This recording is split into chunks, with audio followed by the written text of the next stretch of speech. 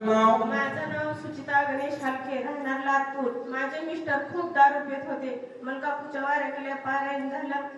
दारू प्यायची पूर्ण त्यांची सुटलेली आहे. आता कुठेच मालक हा आले एकटे झालं का?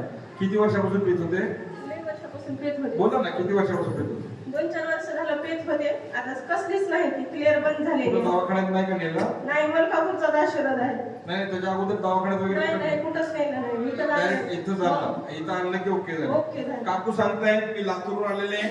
प्रॉपर गाव कुठला? फुलगापूर आहे, लातूरच्या जवळ आहे. फुलगापूर तालुका लातूर जिल्हा लातूर इथून आलेले आहेत. ते सांगतात माझा नवरा खूप दारू प्यायचा. आणि तुम्हाला सांगू का माता मौलानो, सगळ्यात जर वाईट जर कुणाचे दिवस असतील तर ज्यांचा नवरा दारू पितो त्या बाया म्हणतात मेल्याला परवडला, पण ही प्यानाला नको. इतकं पित होते, इतकं पित होते.